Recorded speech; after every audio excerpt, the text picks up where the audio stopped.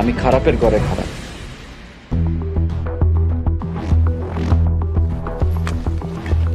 আসসালামু আলাইকুম। ওয়ালাইকুম আসসালাম। বিআর সুলতান গ্রুপের মালিক ইমতিয়াজ চাইলে কত কিছু করতে পারে। দেখুন, সোহাগ খান তৈরি করে ফেলেছে। তো সুলতান গ্রুপের মালিক মূলত মরলদের বাড়ি যায় 100 কাঠা জমির জন্য। সুলতান গ্রুপের ম্যানেজার হিসেবে সোহাগকে তার ম্যানেজার বানিয়ে নেয় এবং সোহাগকে তার সাথে নিয়ে যায়। মরলরা সোহাগকে দেখে হতভম্ব হয়ে যায় যে এই ফকিরের ছেলে আপনাদের সাথে কেন। তখন এই সুলতান গ্রুপের মালিক বলে, সে এই গ্রুপের ম্যানেজার, সে আর কেউ নয়, সে হচ্ছে সোহাগ খান। সোহাগের দেওয়া চ্যালেঞ্জটি জেতার জন্য একমাত্র হাতিয়ার এই সুলতান গ্রুপ।